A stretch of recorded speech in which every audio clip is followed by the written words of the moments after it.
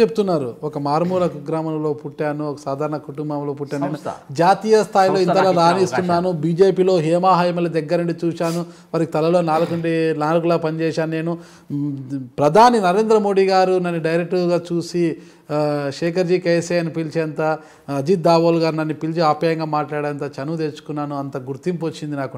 అంటే జాతీయ స్థాయిలో ఇంత గుర్తింపు తెచ్చుకున్నారు మీరు.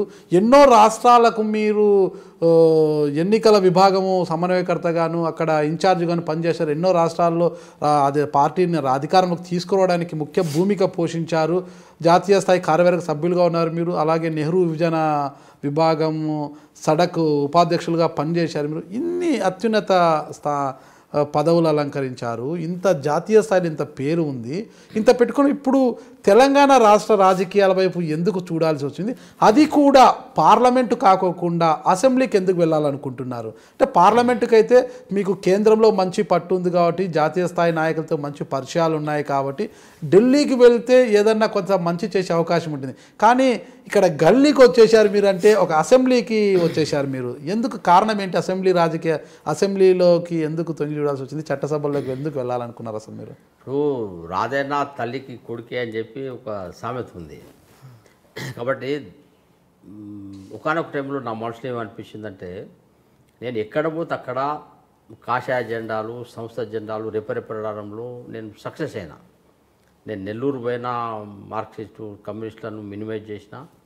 నేను ఈశాన్య మన ఉత్తర కోస్తా రాష్ట్రాలన్నీ తిరిగినప్పుడు కూడా నేను బెంగాల్లో కమ్యూనిస్ట్ విషయంలో కానీ, ట్రైబల్ ఏరియాస్లో బీజేపీ జెండాలు, ఆర్ఎస్ఎస్ జెండాలు, ఏబీపీ జెండాలు పెరగడంలో సక్సెస్ అయినా. నేను తెలంగాణలో పనిచేసినప్పుడు క్యాంపసెస్లో ఏబీపీ జెండాలు ఎగిరి రాడికల్ జెండాలు కిందికి దిగడంలో నేను సక్సెస్ అయినా.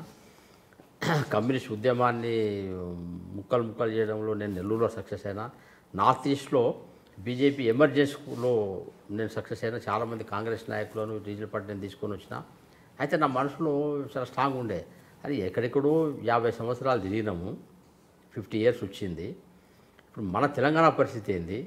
తెలంగాణ రాజకీయంగా ఇంత ప్రభావిత స్థితి ఎందుకున్నాం? ఏదో ఒక రోజు మనం సరిగ్గా నా 50 సంవత్సరాలకు 2006 సంవత్సరంలో ఎండింగ్లో 2007 స్టార్టింగ్లో నేను నిర్ణయం తీసుకొని నేను తెలంగాణ పనిచేయాలని వచ్చిన. నేను అయితే ఇది నా నిర్ణయం కాదు, ఇది కూడా నేను ఆర్ఎస్ఎస్లో ఉన్నటువంటి పెద్దలతో, బీజేపీ సంబంధించిన పెద్దలతో నేను డిస్కస్ చేశా.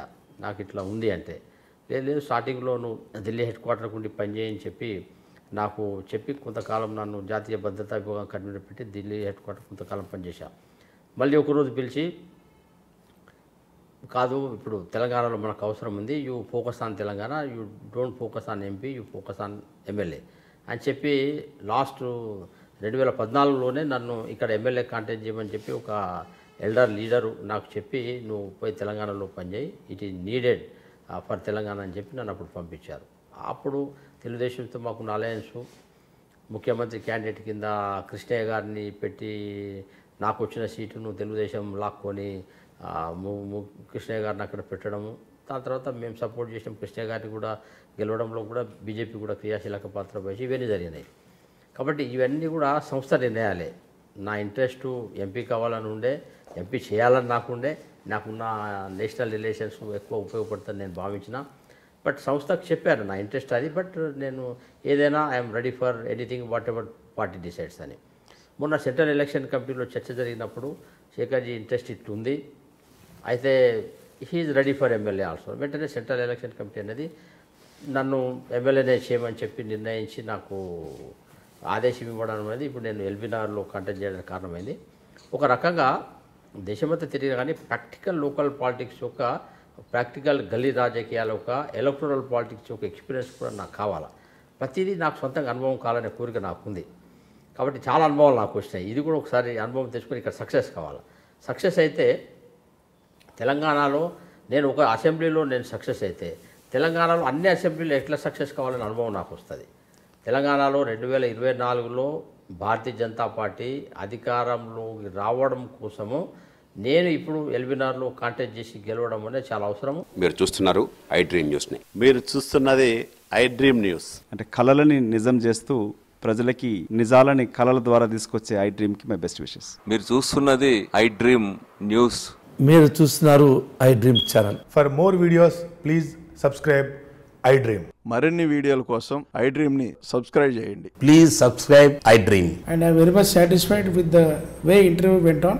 Kindly subscribe to iDream. For more videos, subscribe to iDream. And loads of fun entertainment and content.